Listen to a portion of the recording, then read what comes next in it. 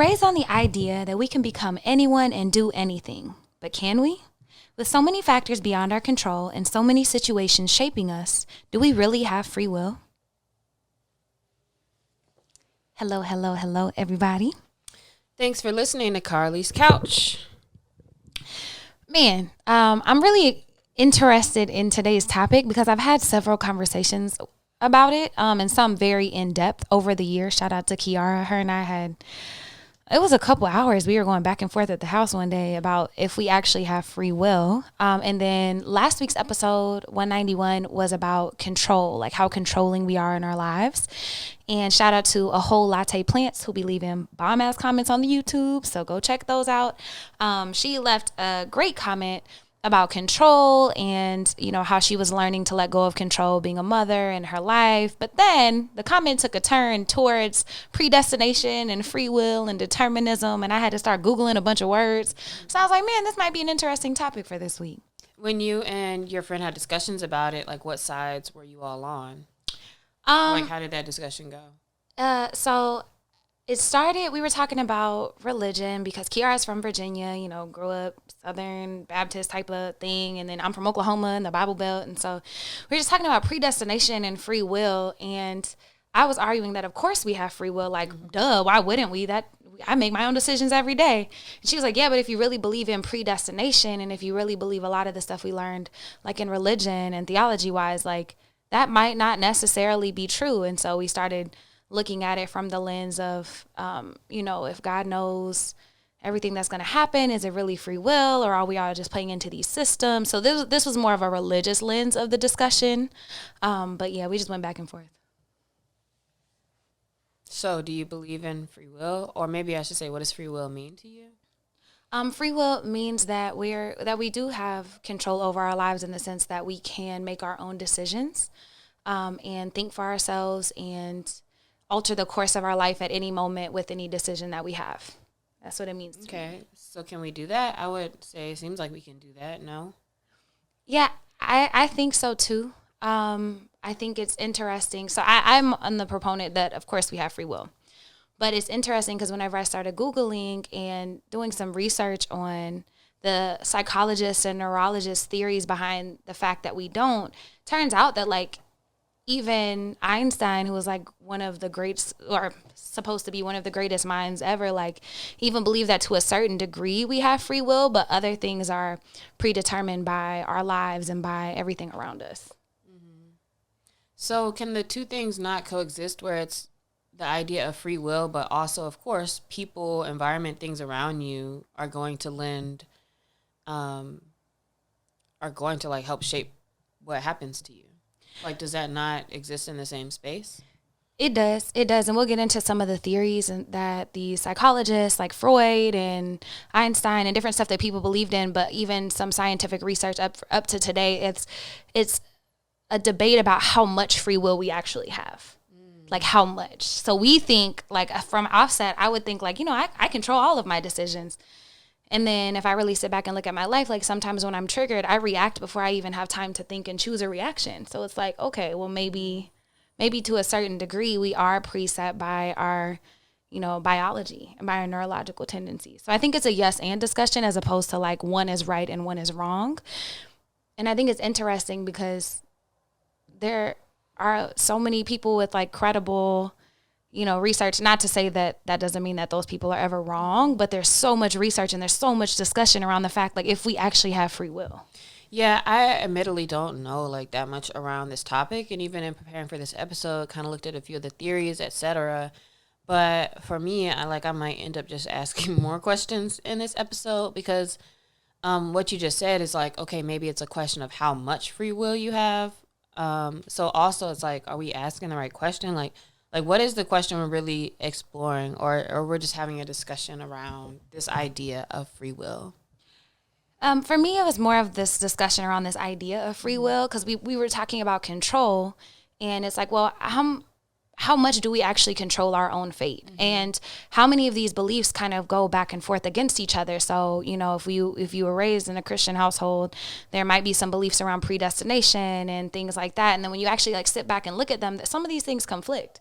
So it's like, what really do we believe now? So opening it up as more of a think piece as opposed to me telling you anything, because I am not the one. And when we talked about control also, it's a lot of times we're talking about letting go of control and not trying to make things go a certain way, but not necessarily for ourselves. Like, we also at the same time can say, okay, let go and have space for things to happen, or for the way that things might happen, and yet we still have goals. We still, have something that we're trying to get to or want to see happen, etc.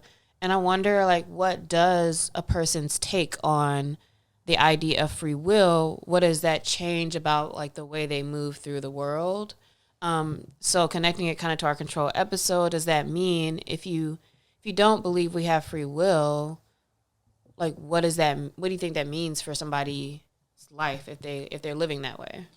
I think that if people don't, to me, if I didn't believe that I had free will, like, it'd be like, why do anything if everything's just going to happen regardless? Like, if I can't control where I'm going, if I'm why am I working towards these goals when whatever's going to happen is going to happen?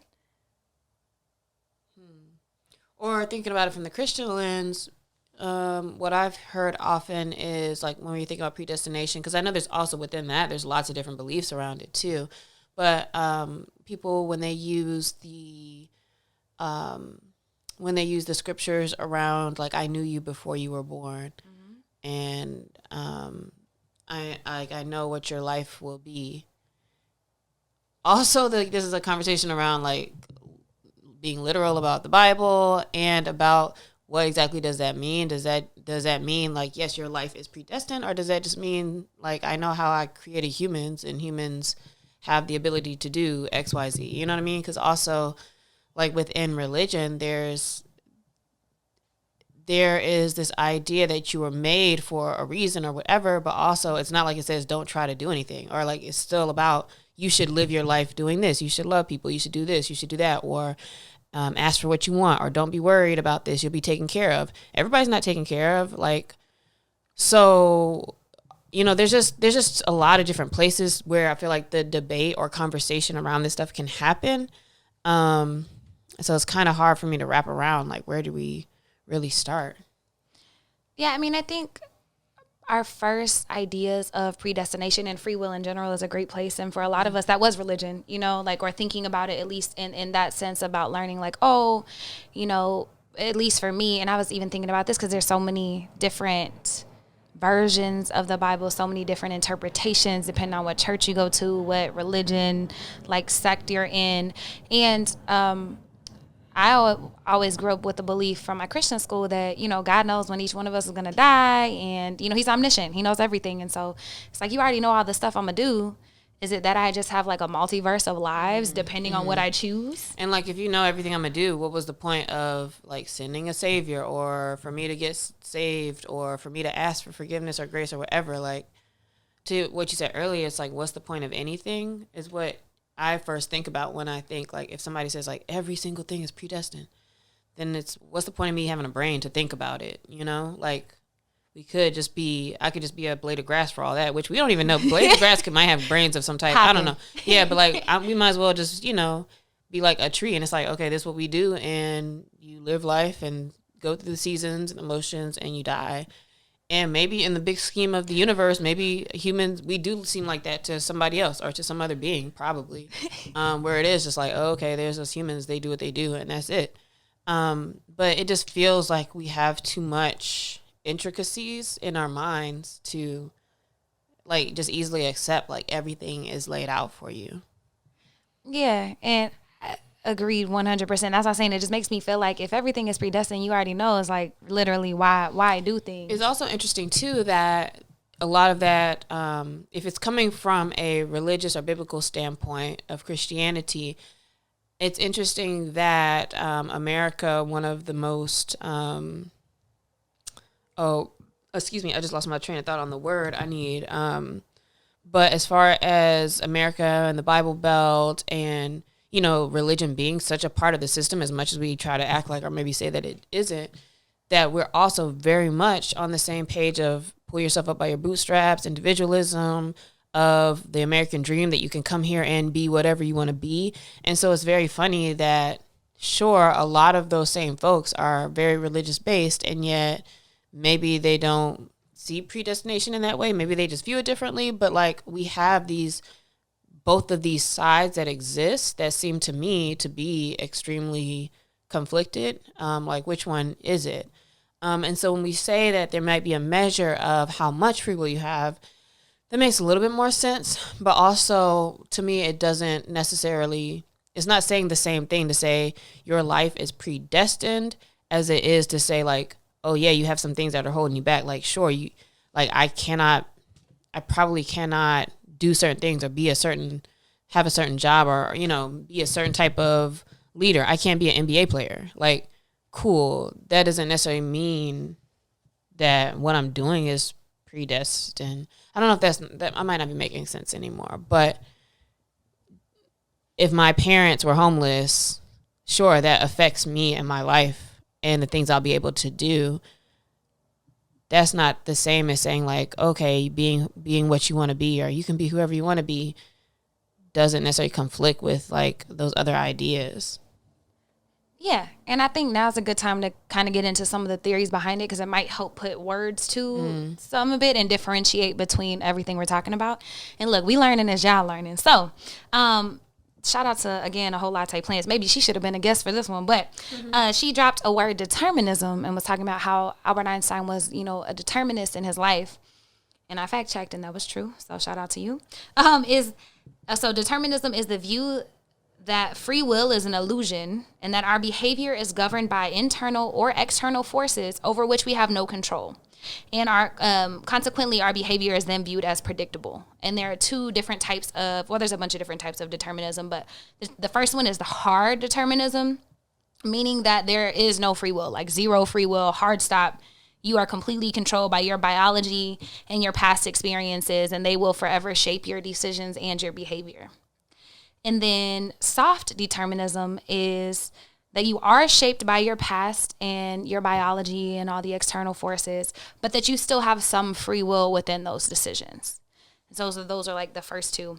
Then there's theological determinism, which is similar to the things we've been talking about, like predestination, the view that God determines every event that has occurred in the history of the world, and all of the things we've been talking about how we grew up. And so those are a couple of them. And then the last one I thought was really interesting, which there are innumerable different types of determinism, but these were the four that I thought were most poignant for this discussion, were psychic determinism. And that's associated particularly with Sigmund Freud, and that mental or psychic events do not occur by chance, but always have an underlying cause that can be uncovered by analysis.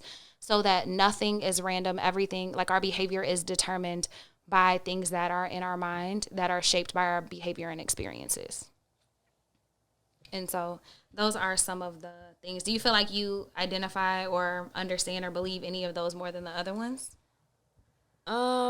So it somewhat feels like it could make sense if you're saying, so determinism, everything we do is governed by our body and our maybe like genetics. And so are they kind of saying that because I didn't pick my parents per se, that even the traumas they went through, which they couldn't pick because of their parents or where they grew up or whatever, those things are what determine every little decision I make, why I make it. And so I'm trying to think, like, what's a decision or what's a thing you can do where it's like, okay, it might not lead back to that. But, I mean, if we're just saying, like, okay, basically because you can't choose your parents and how you were brought into the world, you don't choose anything else.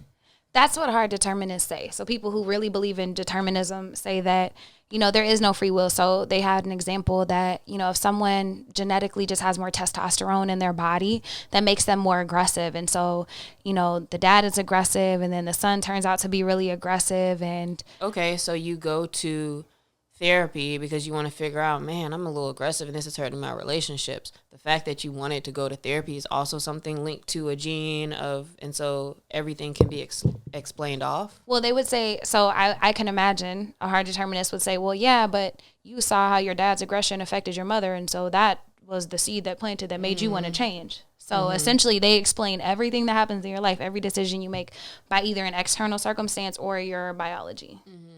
But just because you can explain off any decision you make, because of course you can explain why you make any decision, or you can go back to root, doesn't mean you didn't have 500 decisions that you can make and that you decided upon one.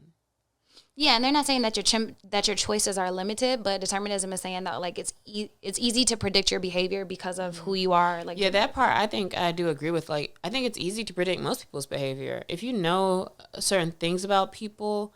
And see like how they move. Like, we're just not that unpredictable as humans. Like, we just really aren't. And so sure, I think that things can be fairly predictable to a degree, but not to the degree of like, you know, what you're doing with the hours sitting in your house. Or I mean, I don't know, maybe a little bit, but I don't know, it just seems kind of like, okay, is there another theory that seems like totally different from that one in how they explain it?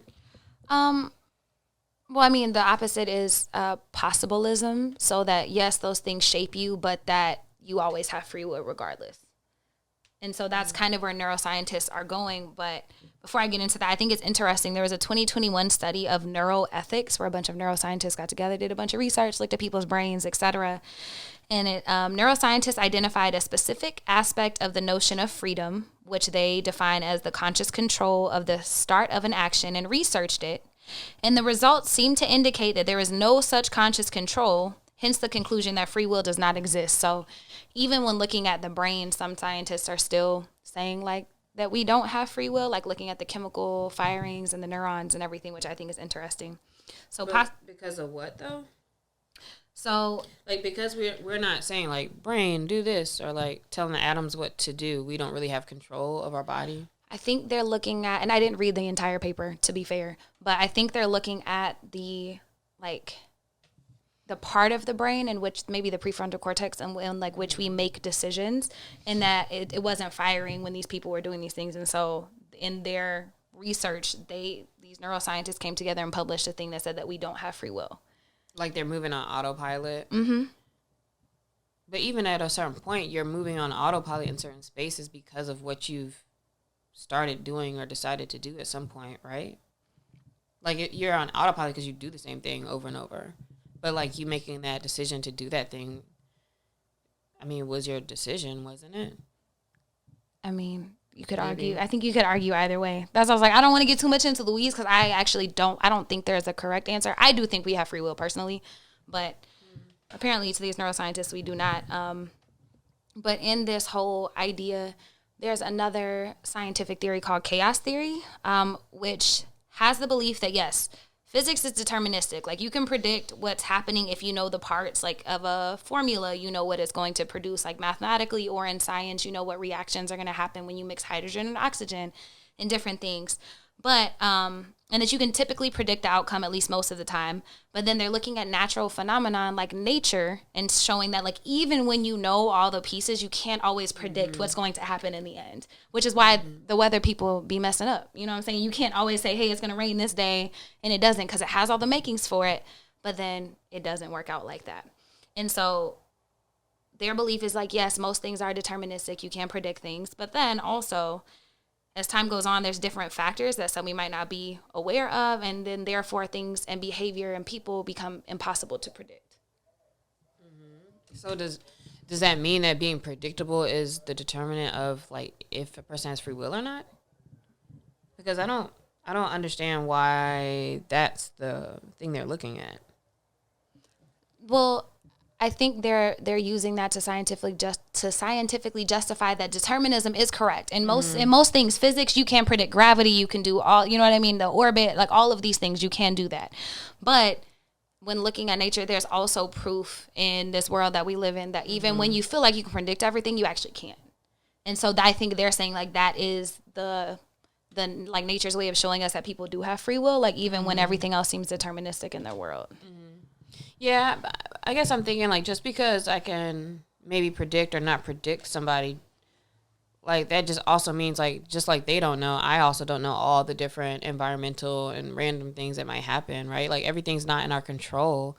Um, I don't see how that tells me if I feel like that a person has free will or not. I guess just based off of if because like if you do believe in God or him being omnipotent and all those things, like okay, that's different because there's something that knows all the things, but like none of us know all of the factors. So I don't know why. How are we even trying to determine if free will exists? Like, did you and maybe sorry because I could have did this too, but did you by chance have a chance to see like proof that free will exists or like because I know you're saying a lot of science and things that show that it doesn't because of the science, but like I'm trying to think of what could possibly have happened or be a case study or something where it's like this shows that there could be free will at all.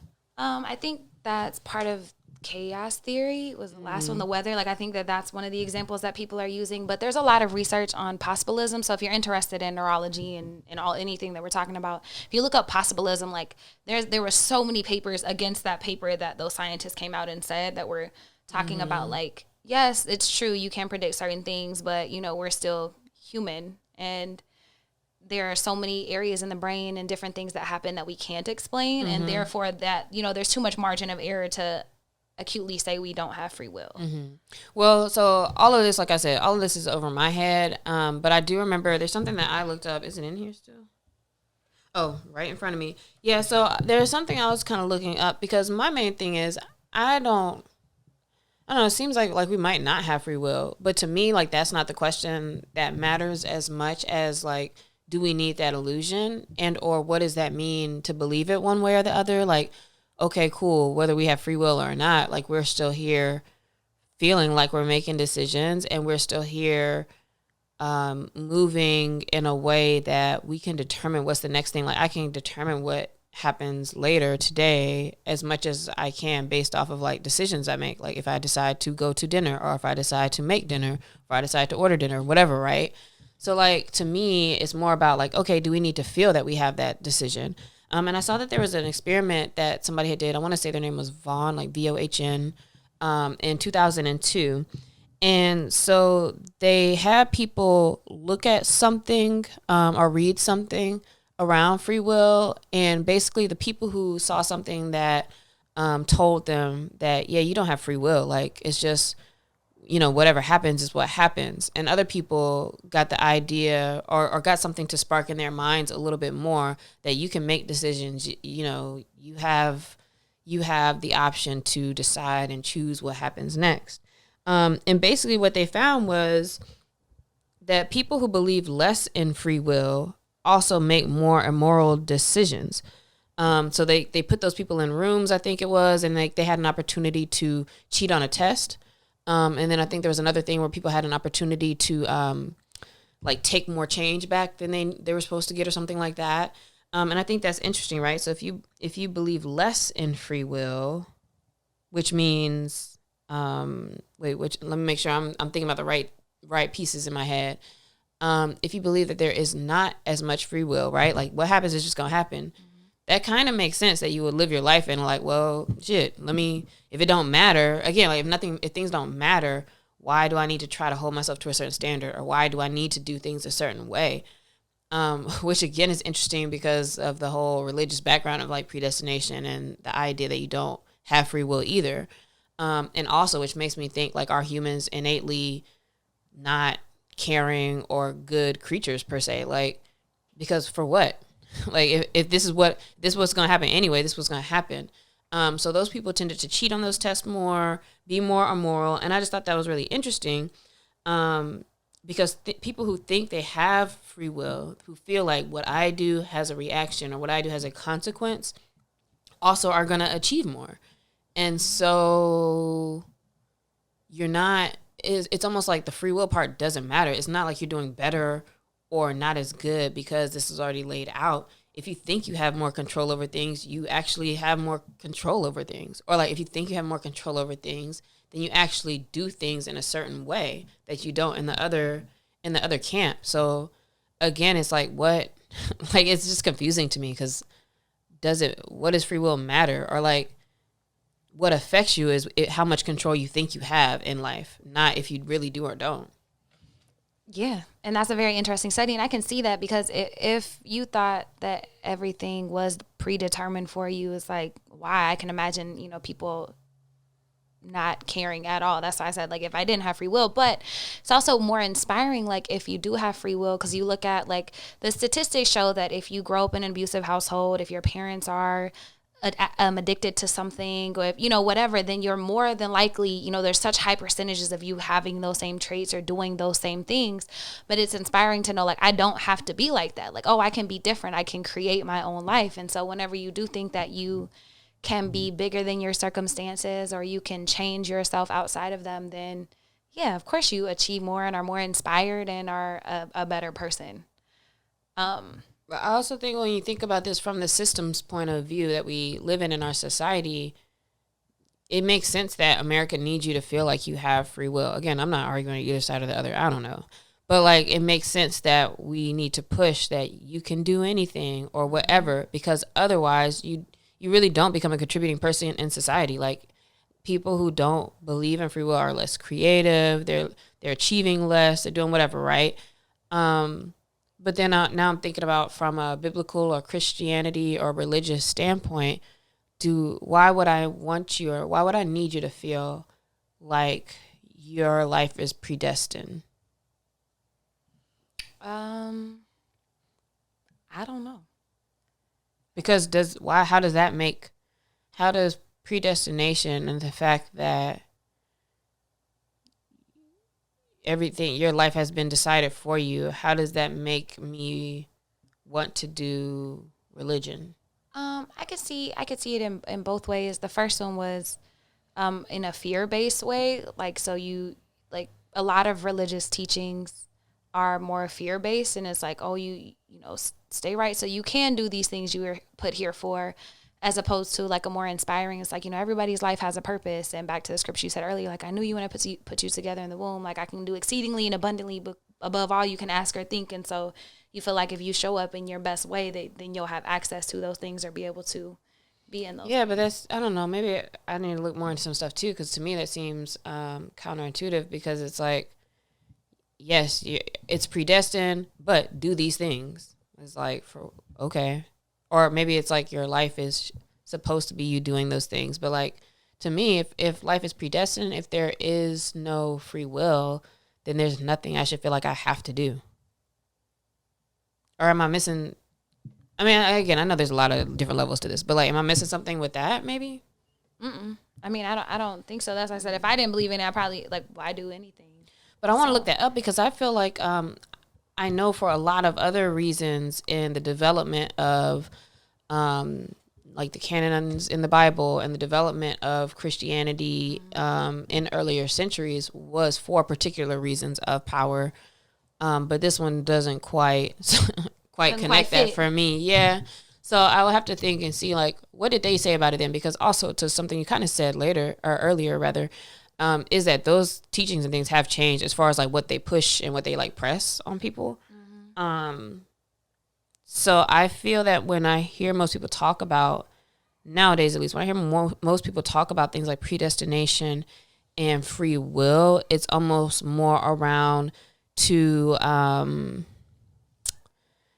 protect their beliefs around abortion, around having a child, because everything is part of the plan, around what else? There's a couple other things too, but they feel like they use it to support their ideas around like everything has a reason, or everything's part of a bigger plan.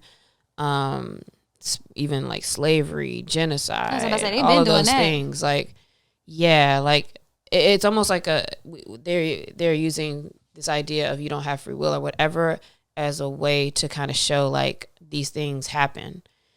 But I don't really see this being used in a productive way, or I can't think of it off the top of my head. I think it's a yes and, because it's like they did that to keep people in line, but then also to inspire them to act right. It's like, oh, but when you die, you can go to heaven if you do these things. Like, I know that was one of them. It's like, oh, there's a thing after this. You have a mansion in the sky. After this, you just got to go to church and pay your tithes and be a good person, be a good Samaritan, all that stuff. And so I don't have an answer, but I feel like a lot of it's fear-based. And people have been using religion to justify terrible and ridiculous things for a very long time. Which also leads to the question, like, are people, and I also Googled this, I was like, are people, like, can people be born serial killers? Like, is there any research around, like, certain genes that make people murderers? Like any, across the board, if we're looking at folks. And what I found was, no, they said that it's bad to demonize genes. But they were doing research in the warrior gene and noticed that across killers, there have been some similarities in genes specifically, but it's possibilism. It's always a mix of external circumstances that kind of spark that thing. So yes, some people are born and lean towards it, but it's typically things outside of them, like that happen to them or around them or that they're taught, or things that like lead them into it. There's for sure things though that can cause folks, I can't think of the name of the condition, but there are things where people can't feel certain emotions. Oh, like there are things where people don't have empathy. There are things where people do have kind of like particular tendencies that must be gene based or must be something like chemically within their brains. If you ever seen the movie, We Need to Talk About Kevin, that movie is about, and it's almost a show like, oh, we always think about like, damn, these kids must have got bullied or their parents treated them bad or something happened. But it's really about like this kid, even as a baby, like all he did was cry with his mom. And like he was very manipulative, like as he grew up, period. Like he treated his dad a certain way and then he treated his mom a different way. He's very smart. And that might also be part of it too. It's like I think a lot of serial killers are like smart in one way and just not in a lot of other ways. But he ended up being it wasn't with guns, but like he ended up killing a lot of people at his school as a teenager. But the movie kind of makes you feel like, damn, like it ain't the mom's fault. Like it's really not the parents' fault. Sure, maybe the possibilism and all the other things come in where it's like something maybe could have changed how he looked at things or something. I don't know. But like he was off as hell. So I think it may be hard to like across the board be like, this thing shows that you're going to be a serial killer when you grow up. And I think it's wrong to look at any kid and then say like, damn, like, I don't know, what should we do? Like, we should get you out of here because we see something that might turn into something else. I don't think that's right either. But there's definitely like some similarities that you see in the way they even like process things, for sure. Yeah, people who are is it sociopaths, like where they can't feel emotions and like. And I wasn't even referring to that. It's something else. It's something where you don't feel emotion. And I saw reading something about something else related during the week. And I was like, oh, that's interesting. Because it wasn't necessarily a villainized thing as far as like being a sociopath. Just like, you just don't connect with what you're feeling. And therefore, like with other people feeling a certain way, like you might be looking like at somebody excited, like, okay, whatever. But yeah, there's got to be something. Yeah, and there are definitely people who are born killers, but that's for like, the most part, Minority Report, isn't it? You remember the movie Minority Report? I remember it. And I'm like the last person to remember any fucking details from a movie, but I think it was in Minority Report where it was kind of similar to where it's like they're trying to justify, because you could go like back through time. Man, I hope it was Minority Report, not a different movie. But you could go back through time, but it was like, all right, are we justifying like because a certain thing existed within a person, like getting them out of here. Yeah. Which is a whole other ethics thing. Yeah. Yeah. I think that's super interesting. Thank y'all for exploring all of this with us. Okay, last sidebar, little story. But when I was little, there was this kid, I won't say his name to protect whatever. But my auntie used to babysit him a lot. She was friends with his parents. My mom kind of knew them. They weren't friends, I would say, but my auntie was. And he was one of those crazy kids. Like one time I got dropped off. My mom had to work late, and so my auntie ended up babysitting me. This man pushed me. I was a small child. He pushed me off the porch, tried to hurt me. He like woke his mom up and had a knife at her neck one day, like threatened my auntie. Like he was one of those crazy kids that, you know what I'm saying? Like was nothing. And I keep saying crazy just because I don't have a better word, maybe psychopathic. But he very much was trying to get people up out of here with haste. So, Yeah, I think sometimes that just happens without reason. Yeah. Hit us at Carlie's Couch. Let us know your thoughts on free will, or if you have questions or other thoughts on anything we've talked about today. And then we actually have a shout out this week. So if y'all have shout outs, hit us. We're tired of having no shout outs on the episodes. But this week we have a shout out for Change the Tune. It is a nonprofit creating revolutionary learning opportunities outside of the classroom and within the classroom around the world. And we have, I say we because I'm on the board, we have 3 in-person summer camps coming up this summer in July. One is in Los Angeles, one is in Chicago, and one is in the Bahamas. And they are free 99. They are 4 weeks. We feed the kids. They get to do entrepreneurship opportunities, holistic health and wellness. We have dope people like Lexi come be panelists so they can see what's possible. Most of everybody who comes are Black and brown, and most of them are from under-resourced communities. So if you would like your children or know anybody who would, who has kids in these areas and will want to go, hit up changethetune.org. And then also, if you're in LA and interested in possibly being on a panel, hit up changethetune.org and apply to be a possibility panelist. Yeah, we've shouted Change the Tune out a few times, I believe, over the time of the podcast. So they're doing really big things. And you're saying for the kids in LA area who want to get involved, it's free for them? Mm-hmm. Or you have to be at a certain school or something? It's free. No, it's free. Oh. If you're in LA, and we even offer some transportation stipends. So we help kids get there. Ages 10 to 17, young women and young men and non-binary students are all welcome. It will be at USC on campus. So if you're a couple hours away, that might be hard to make every day. But if you're within the city, somewhere close, that might be fun. If you're in Chicago or in the Bahamas, you can also go to their in-person camps. They're all free. That's great. So look at changethetune.org if you're interested in more on that. Mm-hmm. And then this week's question of the week is, who is your favorite fictional villain? And I guess why? Yeah, think a second.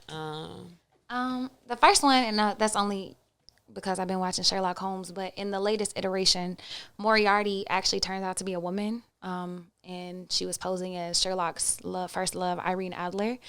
And I just thought she was brilliant, how she ran her entire organization, and she had a real soft spot for Sherlock, but she never let him win, essentially, even though she kept him alive. And so I thought it was great, just the way they played her as a villain, chef's kiss.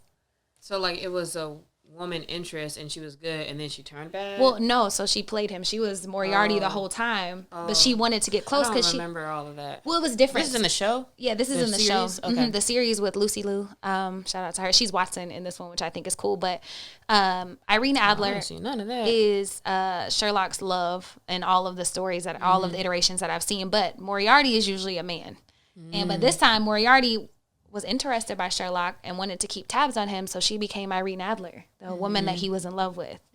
And then she, I don't want to ruin the show, but she fake offed herself and ended up showing back up later, and then Sherlock found out who she was, and it's this very interesting cat and mouse game.